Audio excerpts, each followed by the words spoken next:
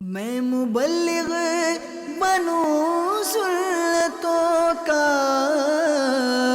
خوب چرچا کروں سنتوں کا۔ الحمدللہ رب العالمین والصلاة والسلام علی سید المرسلین، اما بعد فاعوذ باللہ من الشیطان الرجیم، بسم اللہ الرحمن الرحیم۔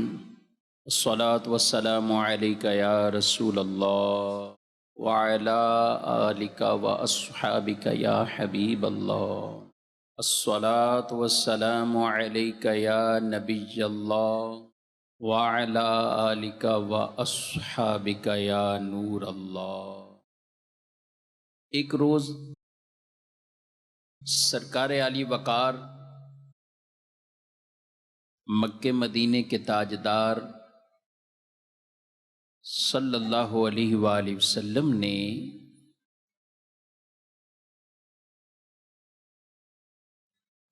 فرمایا کہ میں نے رات کو عجیب منظر دیکھا کہ میرا ایک امتی پل صراط سے گزر رہا تھا، وہ کبھی چلتا، کبھی گرتا، کبھی لٹک جاتا، پھر اچانک اس کا مجھ پر پڑا ہوا درود پاک آیا، اس نے میرے امتی کا ہاتھ پکڑ کر سیدھا کھڑا بھی کر دیا، یہاں تک کہ پل صراط سے پار کر دیا۔ مشکل جو سر پر آ پڑی تیرے ہی نام سے ٹلی، مشکل کشا ہے تیرا نام، تجھ پہ درود اور سلام۔ صلو علی الحبیب صلی اللہ تعالی علی محمد۔ صلاۃ و سلام علیک یا سیدی یا رسول اللہ وعلی آلک و اصحابک یا حبیب اللہ۔ حدیث پاک میں ہے افضل العمل النیت الصادقہ، افضل عمل جو سب سے افضل ہو وہ سچی نیت، پکا عزم۔ تو ہمیشہ آدمی کو اپنی نیت درست رکھنا، سچی رکھنا، اور جو نیک کاموں کی نیت کریں اسے پورا کرنا، اس پہ کوشاں رہنا چاہیے۔ تو بیان سننے کی بھی اچھی نیتیں کہ توجہ سے سنیں گے، جو علم حاصل ہوگا عمل کرنے کی نیت، باادب طریقے سے بیٹھ کر دین کی باتیں سننے کی نیت، اور جو سنیں گے اپنی اصلاح کی کوشش کرنے کا عزم اور یہ نیت۔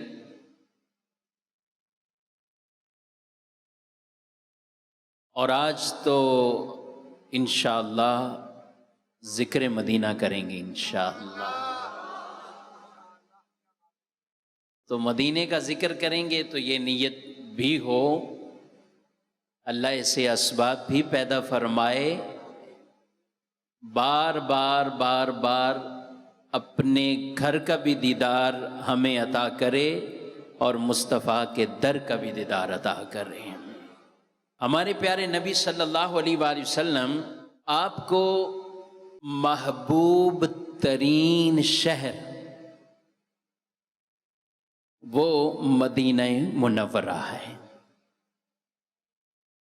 ہجرت سے قبل آپ کی زندگی مبارکہ کے 53 سال 53 ایئرز مکہ مکرمہ میں گزرے۔ 40 سال کی عمر مبارک ہے تو اعلان نبوت فرمایا، 3 سال کا عرصہ گزرا تو پوشیدہ طور پر آپ دعوت اسلام دیتے رہے۔ 3 سال کے عرصہ گزرنے کے بعد حکم ہوا کہ اب آپ اعلانیہ لوگوں کو اسلام کی دعوت دیجیے اور یہ پیغام پہنچائیے۔ تو پھر آپ اعلانیہ شروع کیا۔ لیکن جب پوشیدہ بھی آپ خفیہ طور پر بھی تنہائی میں کسی کے گھر پہ بلا کر یا جا کر چند گنتی کے جو مسلمان ہوئے تھے، تو وہ پوشیدہ بھی اگر کوئی عبادت کرتے تھے، چھپ کر بھی کرتے تھے، تو انہیں تکلیف پہنچائی جاتی تھی۔ اور نمازوں کے حوالے سے بھی ہم مغرب کی نماز پڑھتے ہیں بلند آواز سے قرات، عشاء پڑھتے ہیں بلند آواز سے قرات، فجر بلند آواز سے قرات، لیکن ظہر اور عصر سری طور پر نمازیں پڑھتے۔ قرات ہے صرف اتنی، اپنے کان سنیں۔ اگرچہ اس زمانے میں، اس دور میں ایسی کوئی ٹینشن نہیں، کوئی پریشانی نہیں کہ آج ہماری کوئی آواز سنے تو دشمن ہمیں تکلیف پہنچائے، کوئی پریشانی نہیں۔ لیکن رسول اللہ صلی اللہ علیہ وآلہ وسلم نے وہ نمازیں جو مکی زندگی کے اندر جس انداز سے پڑھیں اور پڑھائیں، یہ انداز بھی کیا ہی اللہ کو پسند آ گیا کہ قیامت تک کے آنے والے لوگوں کو یہی کہہ دیا، نماز ویسے ہی پڑھو جیسے میرے مصطفیٰ نے پڑھی ہے۔ اب اس میں کوئی تبدیلی طریقہ کار میں بھی، حالانکہ جمعہ کی نماز میں قرات بلند ہوتی ہے، عید کی نماز ہے قرات بلند ہے، مگر ظہر اثر روزانہ اسی طرح ہی پڑھتے ہیں اور پڑھنی بھی ویسے۔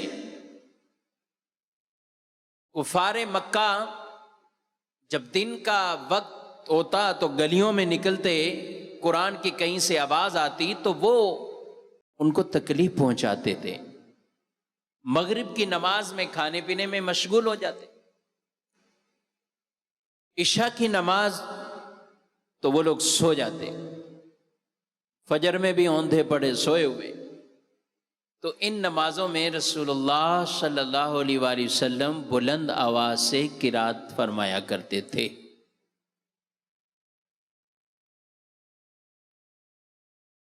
تو مکی زندگی بڑی تکلیفوں والی زندگی تھی اور سب کو اوورآل ستایا جا رہا تھا، پریشان کیا جا رہا تھا۔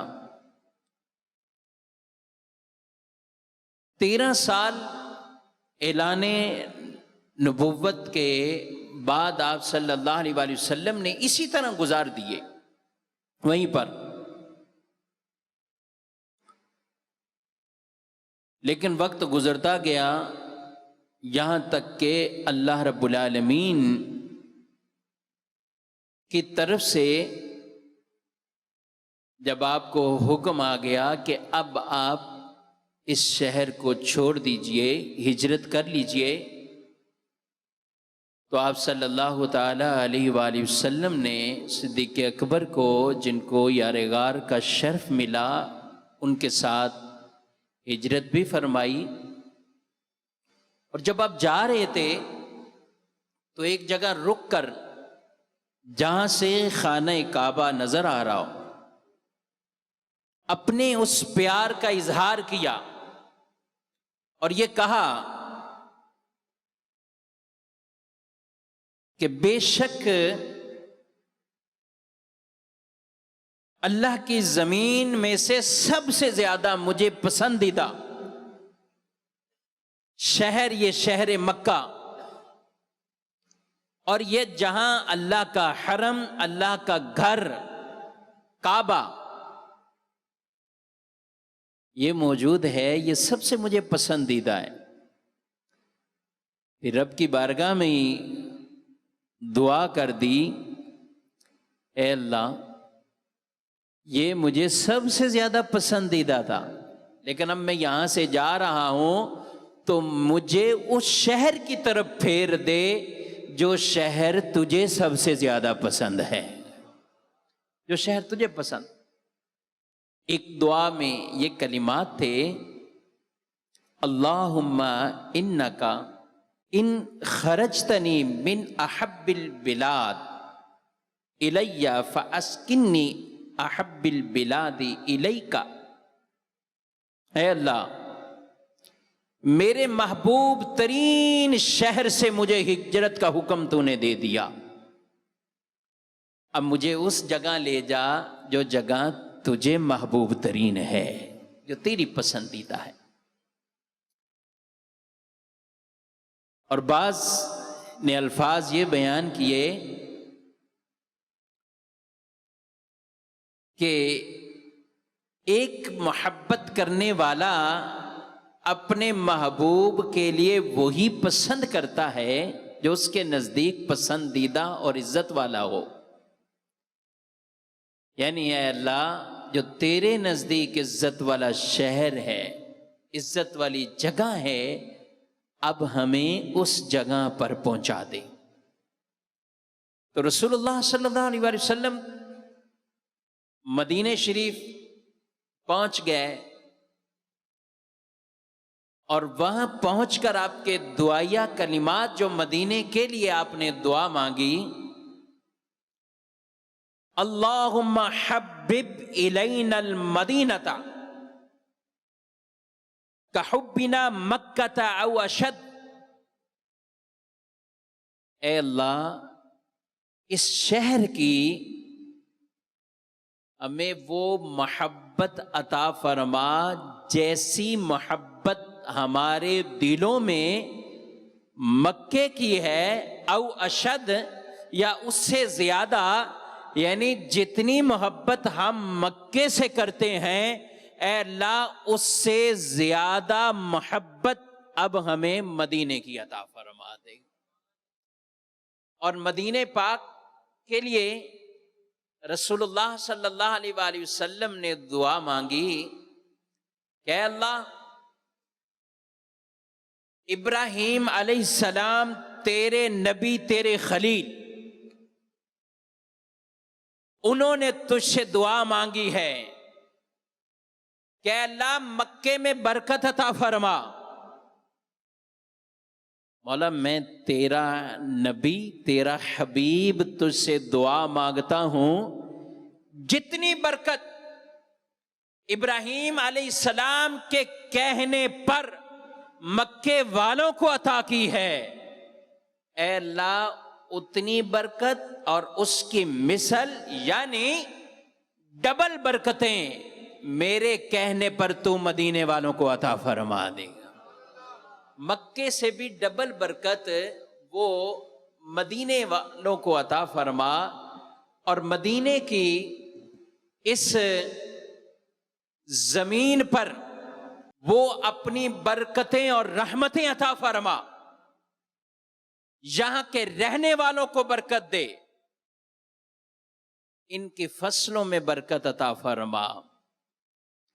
اللہ نے پھر ایسی برکت عطا فرمائی ہے کہ مدینے کی مٹی کو بھی خاک شفا بنا دیا ہے، مدینے کی مٹی کو بھی، اس بستی کو، اس شہر کو وہ برکتیں عطا فرمائی گئیں۔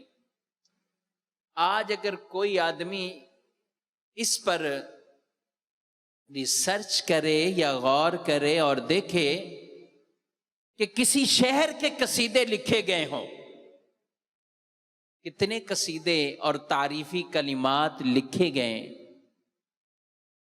تو شہروں میں سے سب سے زیادہ تعریفی کلمات اور قصیدوں والا جو شہر ملے گا وہ پیارے مصطفیٰ کا شہر شہر مدینہ ملے گا اسے گا، اور کوئی ایسا شہر نہیں، ایسی زمین نہیں ہے کہ جس کے لیے اتنے کوئی قصیدے لکھے، عربی ہو، فارسی ہو، اردو ہو، پنجابی ہو، کوئی بھی زبان ہو،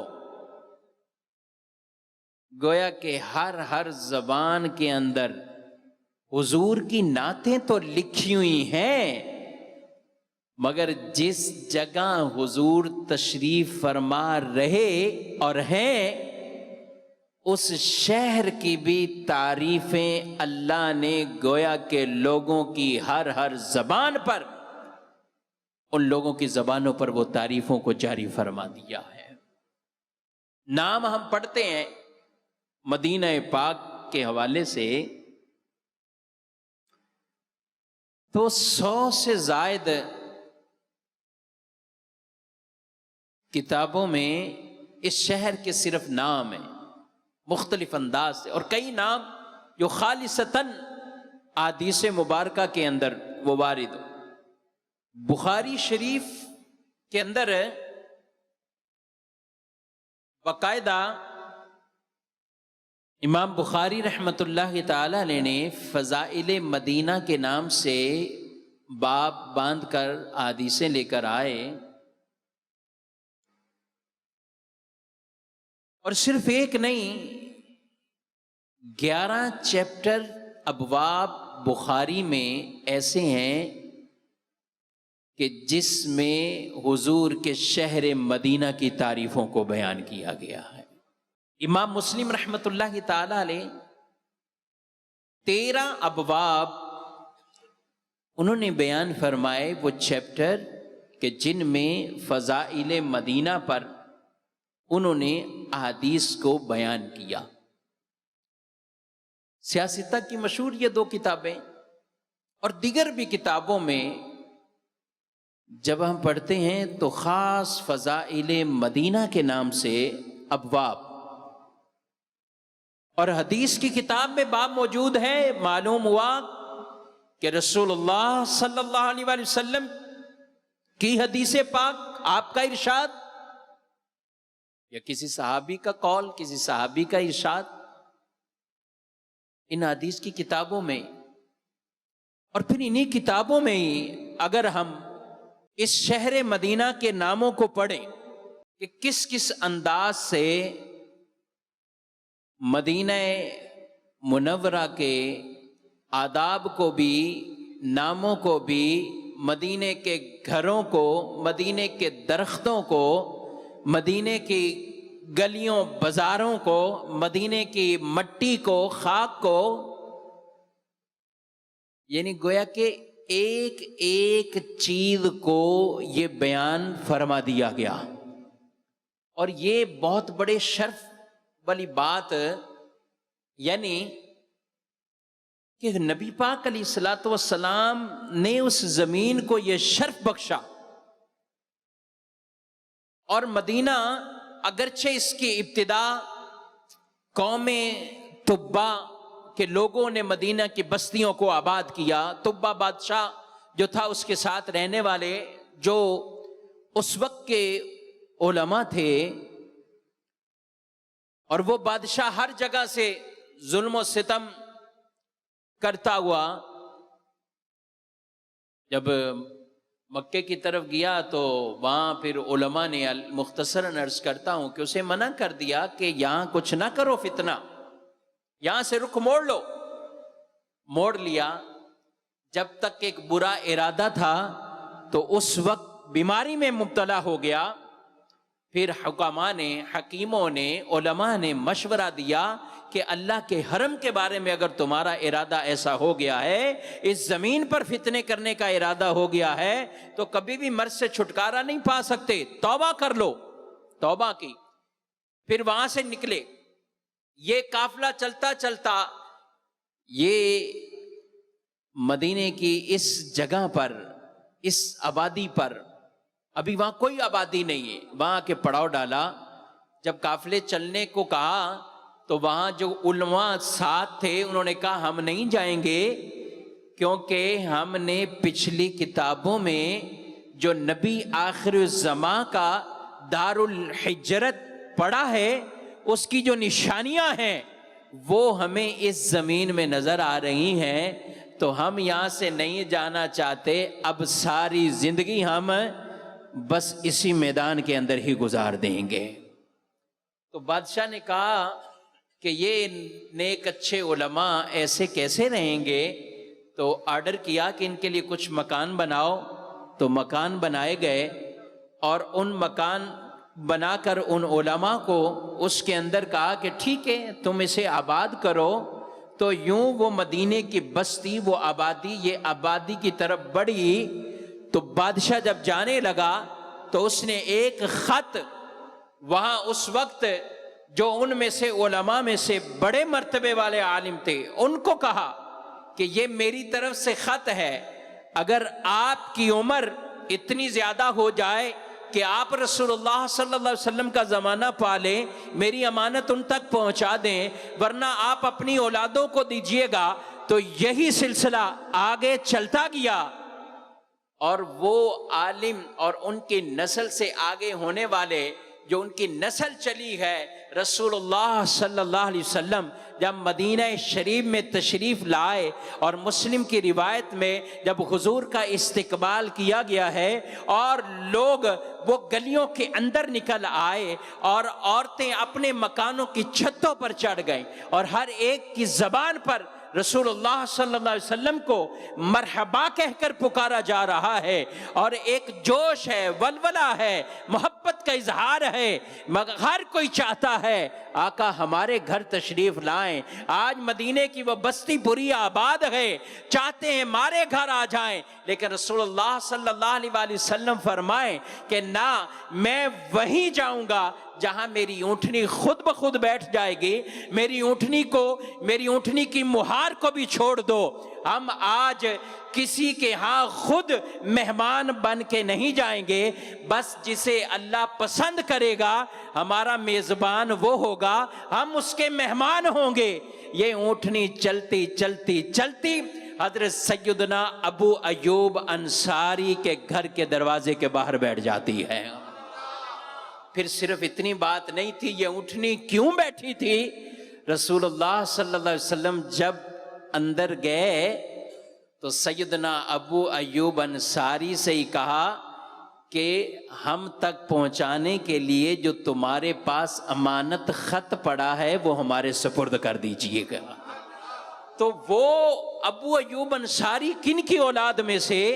جنہوں نے اس وقت مدینہ پاک کی اس سرزمین کو، اس جگہ کو آباد کرنے کے لیے کوشاں ہوئے، اور ان کا وہاں اپنا گھر وہ بنا، اور ان کی اولادوں میں سے آگے چلتے چلتے حضرت ابو ایوب انصاری رضی اللہ تعالی عنہ جن کے حضور مہمان بنتے ہیں، سبحان اللہ، جب آقا ہی یہاں تشریف لے آئے، اب یہاں کی جو بہاریں ہیں ہم یہ عام کتابوں میں پڑھتے ہیں، اللہ کے فرشتے تو سرکار کی بارگاہ میں بالخصوص سیدنا جبریل علیہ السلام حضور کی بارگاہ میں آتے تھے، حاضری دیتے تھے، اور وہ حاضری آپ کی کوئی ایک بار، دو بار، درجن، دو درجن، 100، 200 بار، 1000، نہ، کتابوں میں نبیوں کے بارے میں لکھا ہے کہ کسی کے پاس 4 بار، 50 بار، 100 بار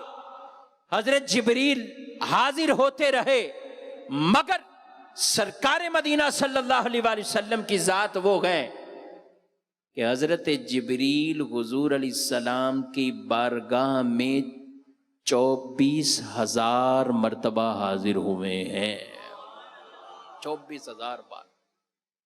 پوچھئے حضرت جبریل سے ہی کیوں آتے تھے یہ بار بار؟ تو اعلیٰ حضرت کے بھائی جان جواب دے دیتے ہیں، بے لقائے یار ان کو چین آ جاتا اگر بار بار آتے نہ یوں جبریل سدرہ چھوڑ کر۔ جس کا مقام سدرہ ہو وہ بار بار مدینے کی گلیوں میں آ رہا ہو، اور 24,000 بار آئے، وحی کے لے کر حضور کے وصال ظاہری تک آپ کی حیات مبارکہ طیبہ 23 سال کا عرصہ یہ بنتا ہے. جبریل 24,000. پتہ چلا کہ ہر سال حضرت جبریل 1,000 سے زائد مرتبہ حضور کی بارگاہ میں حاضری دیا کرتے تھے. اور اسی زندگی مبارکہ کے 10 سال مدینہ منورہ میں گزرے. جب 10 سال یہاں گزرے ہیں تو اب بتائیے کہ کتنی بار جبریل اوورال تقسیم کریں تو روزانہ 3 بار یا 4 بار کی یہ حاضری ہے.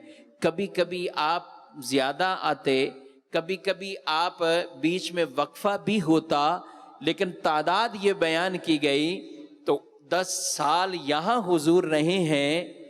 تو اس طرح حضرت جبریل امین بار بار وہ بھی اس سرزمین مدینہ پر حاضر ہوتے رہے. اور اب بھی کہ ہر روز کتنے 70,000 فرشتے یہ صبحوں اور 70,000 فرشتے شام کو، یعنی 1,40,000 فرشتے 24 گھنٹے میں بارگاہ رسالت میں حاضری کے لیے آتے ہیں، سلام پیش کرتے ہیں. اور ایک بار جس کی باری آئے گی زندگی بھر پھر دوبارہ وہ نہیں آئے گا. اللہ کی فرشتوں کی تعداد کا اندازہ لگائیے کہ روزانہ 1,40,000 آئیں. یعنی فرشتوں کو تو گویا کہ ایک بار یہ موقع ہے، لیکن قربان جائیں امت مصطفیٰ پر انہیں بار بار بھی آنے کی اجازت عطا فرمائی ہے. جتنی بار زندگی میں آئیں یہ بار بار بھی آ سکتے ہیں.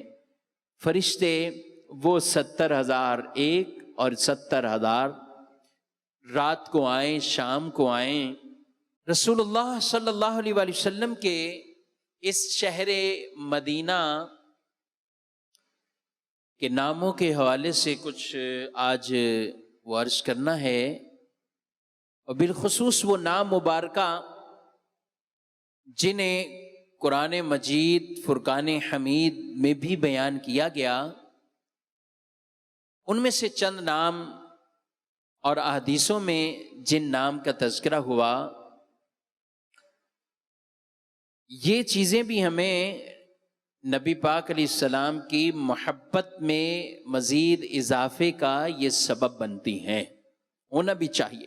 تاریخی مدینہ پر، نبی پاک کے شہر مدینہ، مسجد نبوی کی تاریخ، گنبد شریف کی تاریخ، آپ کے روضہ مبارک کے حوالے سے، آپ کی وہ خاص قبر مبارک، اس حوالے سے ایک عاشق کو یہ معلومات ہونی چاہیے، اور اس سے محبت میں اضافہ ہوتا ہے.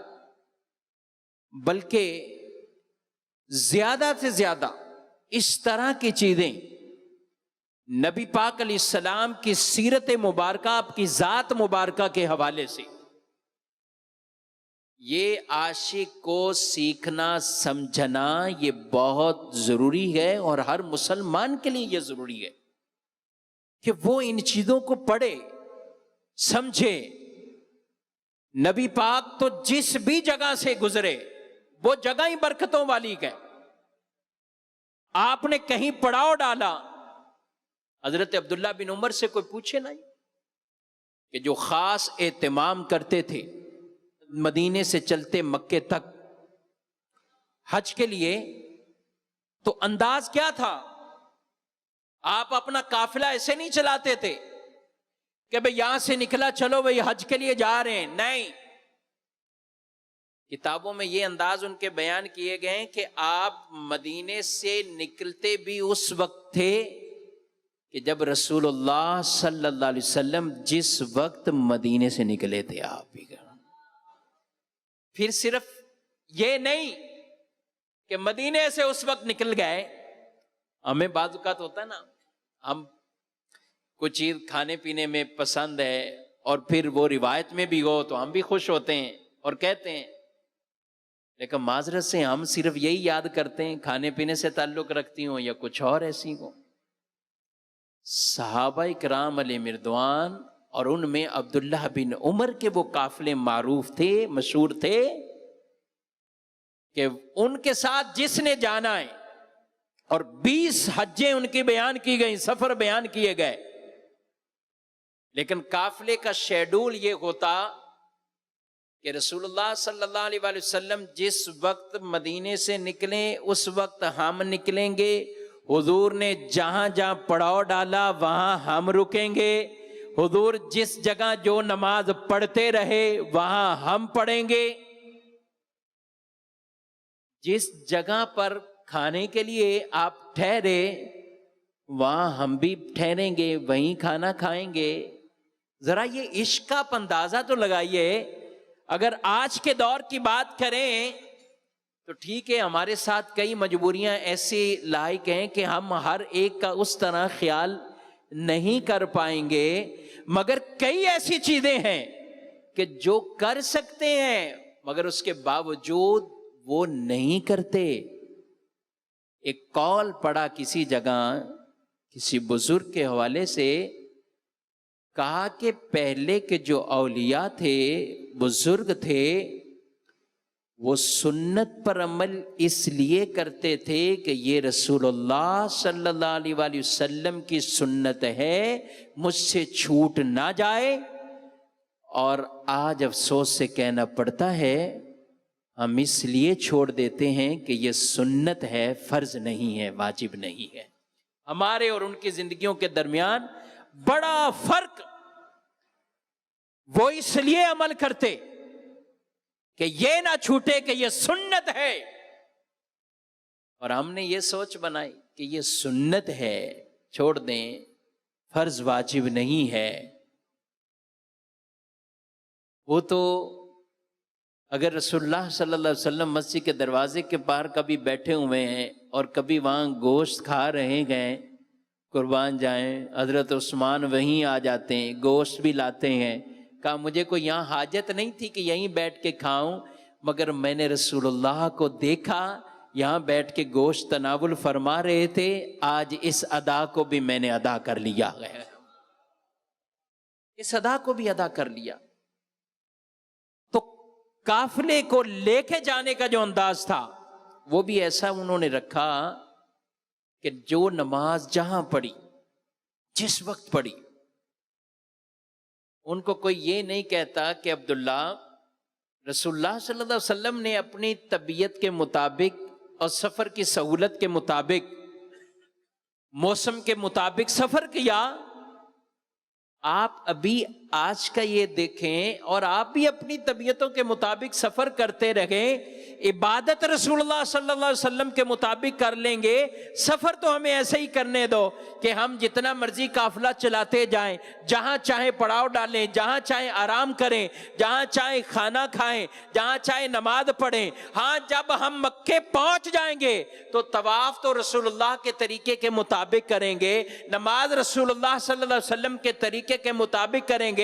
آپ ہمیں قافلہ چلنے تو دو، ہمیں عام جانے تو دو۔ ارے کوئی نہیں کہتا ہے، بلکہ سب کی نیت اور ارادے یہ ہیں کہ ہمارا قدم قدم اگر کوئی اٹھے تو وہ رسول اللہ کے طریقے کے مطابق اٹھنا چاہیے گا۔ ہم کہیں سواری روکیں تو وہ بھی رسول اللہ صلی اللہ علیہ وسلم کے وقت کے مطابق ہماری سواری روکے گا۔ ہم کہیں کھانا کھائیں وہ بھی رسول اللہ صلی اللہ علیہ وسلم کی تعلیم کے مطابق ہے۔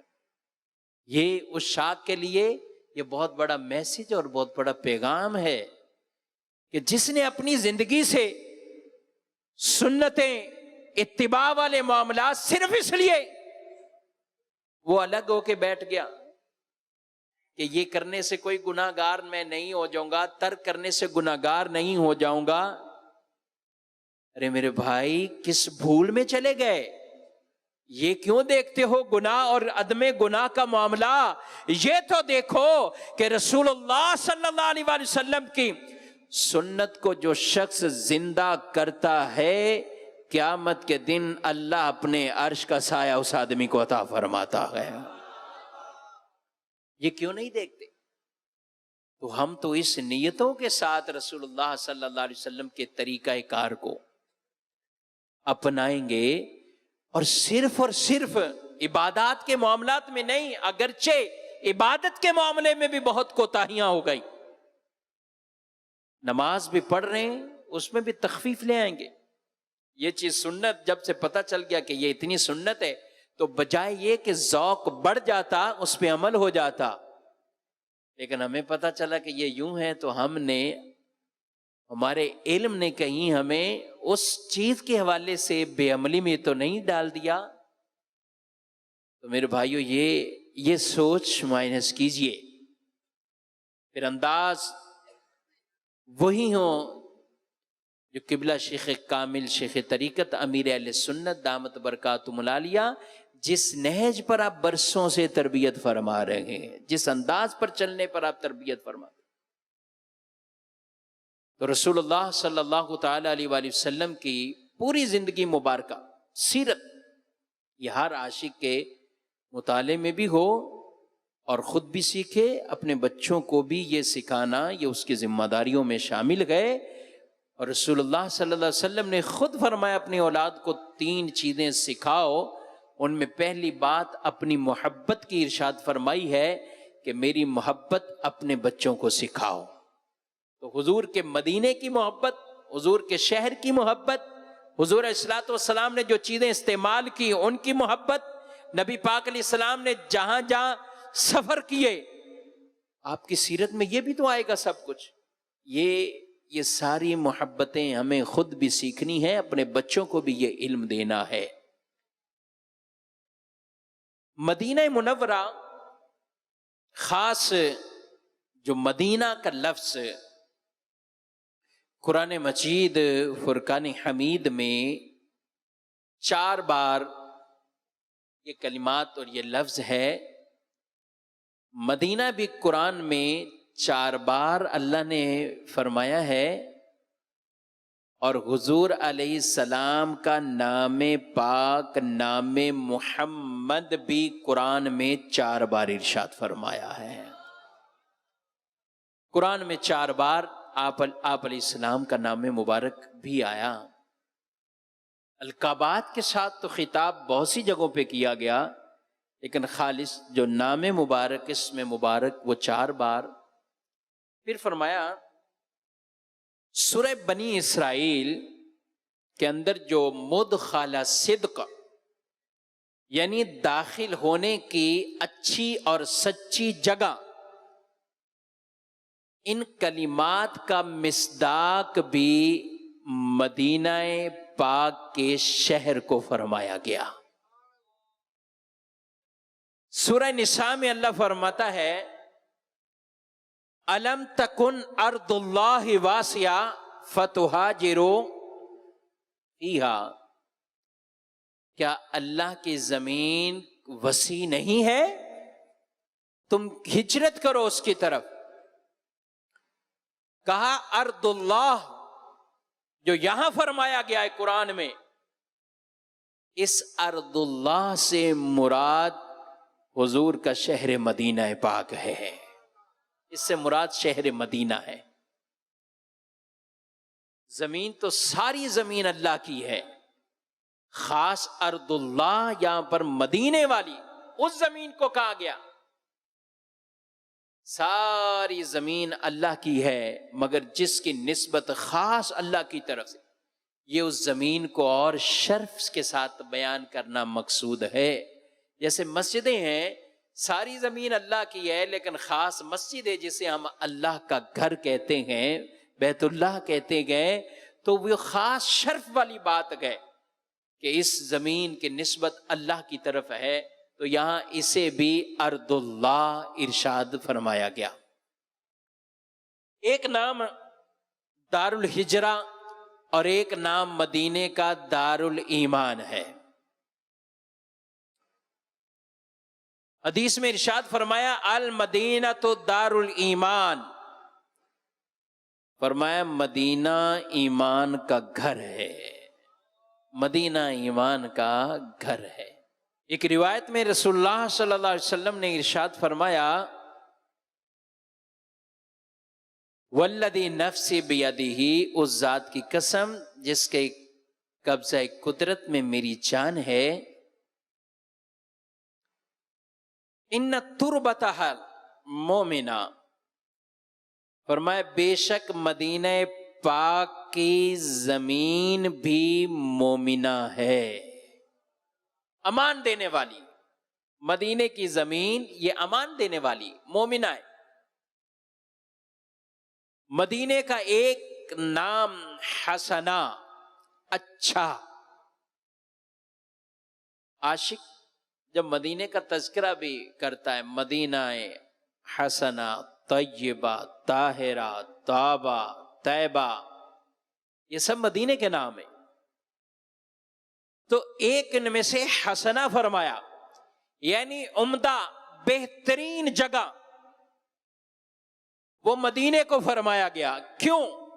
کیونکہ مدینہ ہر اعتبار سے عمدہ ہے، اچھا ہے، اعلیٰ ہے۔ مدینہ پیارا ہے، مدینے کے باغات پیارے ہیں، مدینے میں بلند بالا پہاڑ ہیں، عاشقوں کو مدینے کی فضا اچھی لگتی ہے، مدینے کی عمارتیں اچھی لگتی ہیں، مدینے کے گنبد اچھے لگتے ہیں، مدینے میں اچھے نبی، سچے نبی اور صحابہ کرام کے مزارات مدینے کے اندر ہیں۔ نبیوں کے نبی، آخری نبی صلی اللہ تعالی علیہ وآلہ وسلم کی شہزادیوں اور امہات المومنین کے اکثر مزارات مدینے میں ہیں، بقیع پاک مدینے میں ہے۔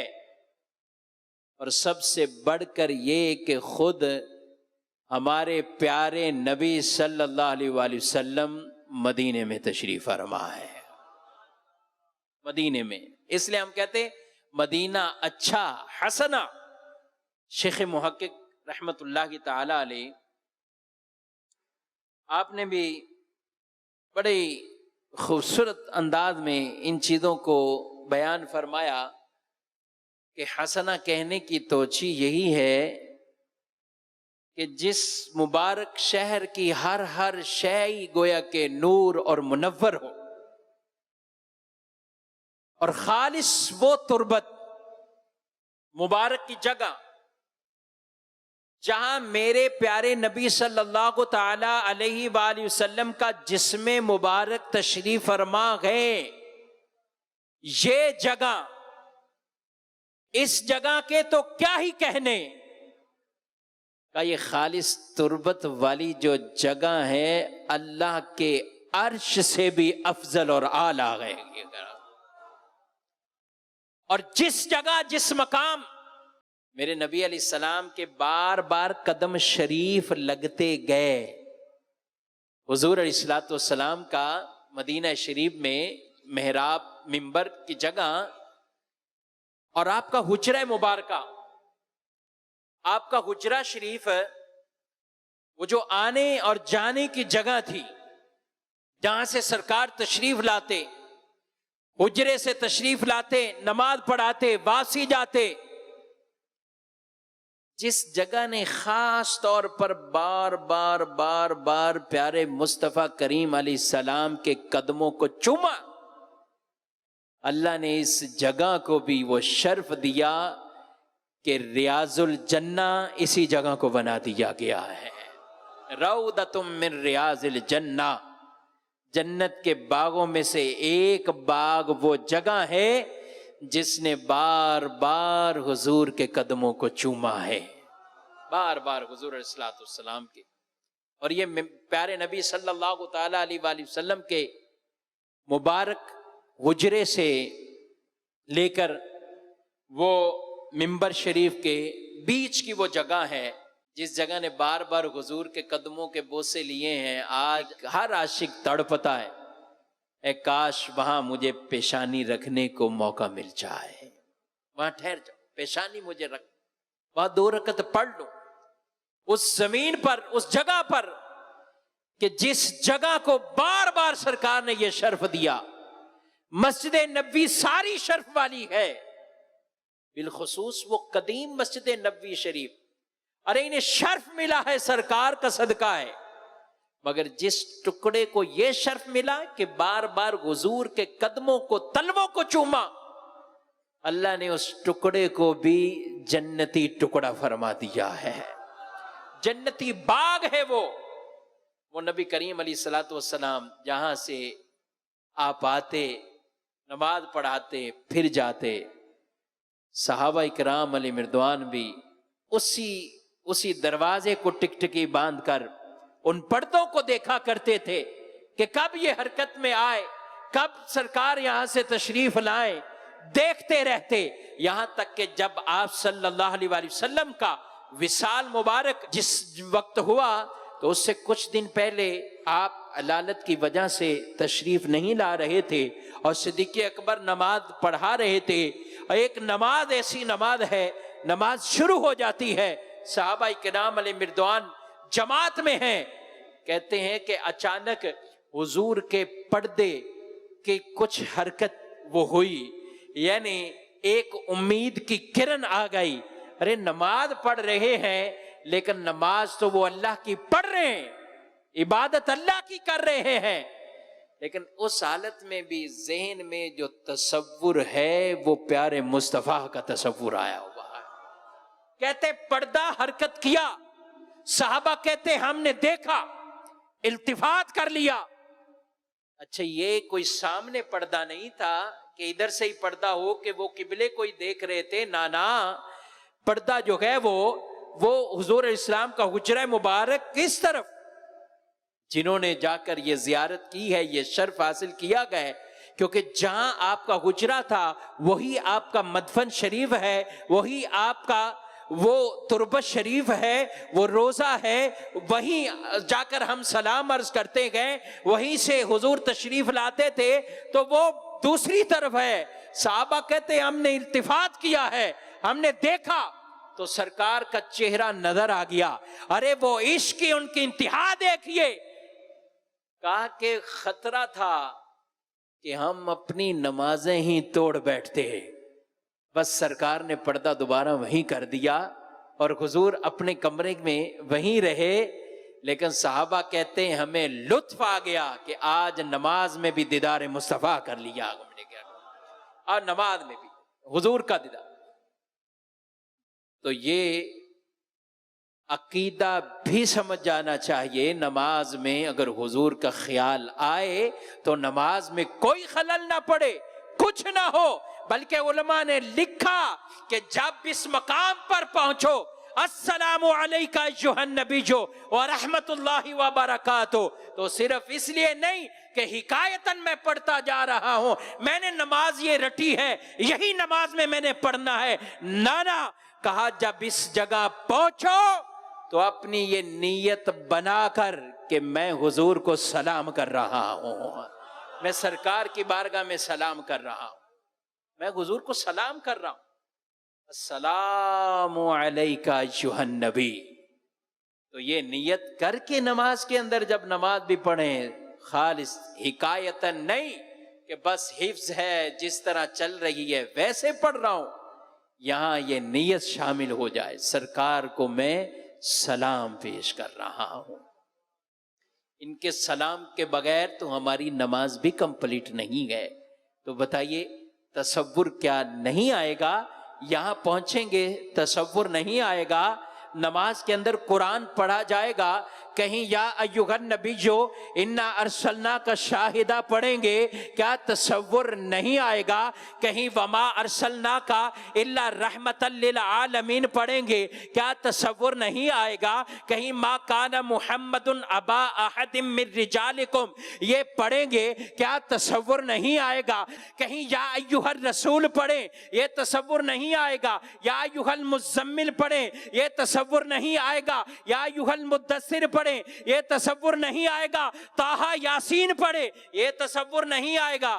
الم نشرح لک صدرک پڑھیں، یہ تصور نہیں آئے گا؟ ورفعنا لک ذکرک پڑھیں، یہ تصور نہیں آئے گا؟ وما رمیت اذ رمیت ولکن اللہ رمی، کیا حضور کا تصور نہیں آئے گا؟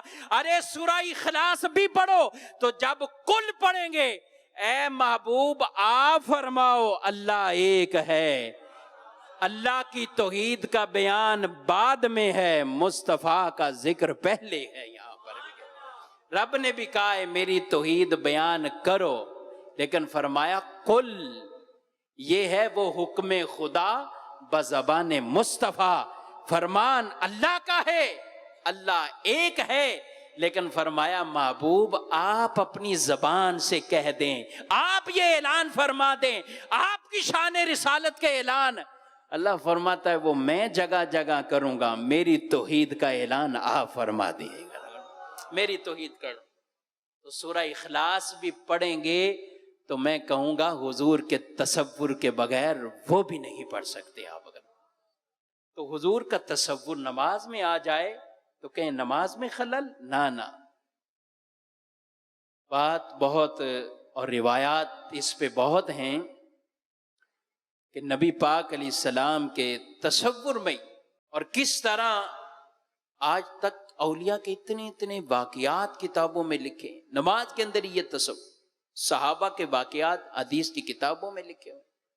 صدیق اکبر کے نماز میں واپسی آنے کا امام بخاری علیہ رحمہ نے اپنی کتاب میں متعدد بار یہ روایت کو لکھا۔ تو یہ چیزیں بھی اس تصور کے ساتھ نماز پڑھیں، محبت رسول، حب رسول میں انشاءاللہ اضافہ ہوگا۔ اور آج یہ نیت کریں انشاءاللہ آج کے بعد ہماری نماز بھی ایسی نماز ہوگی انشاءاللہ، ہمیں نماز کے اندر بھی لطف آئے، اللہ کی عبادت بھی کریں، ساتھ ذکر مصطفیٰ بھی ہو نماز کے اندر، نماز بھی آئے۔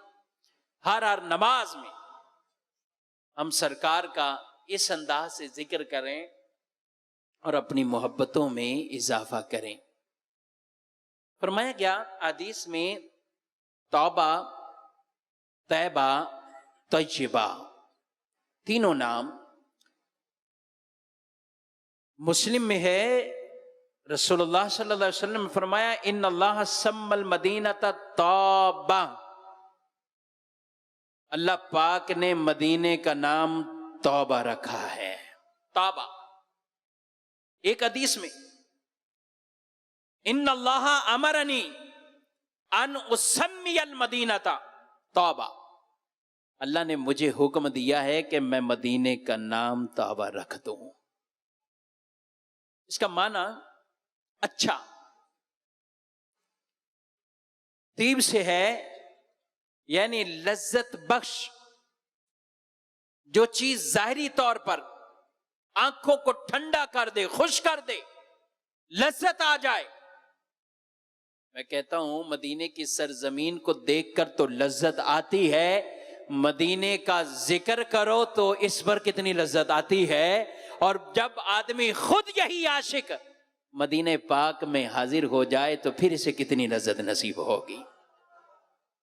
یہ بات علماء فرماتے ہیں کہ مدینہ پاک کی مٹی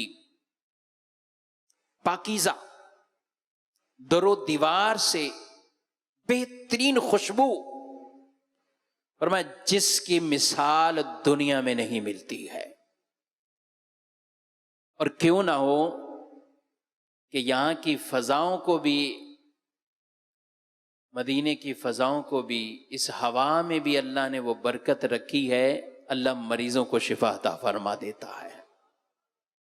سرکار مدینے سے باہر کبھی جاتے غزوات میں، جب واپسی آتے تو مدینہ جیسے ہی قریب آتا اپنی سواری کو تیز فرماتے کہ جلد میں مدینے کے اندر داخل ہو جاؤں، میں جلد مدینے میں وہ داخل ہو جاؤں۔ تو مدینہ پاک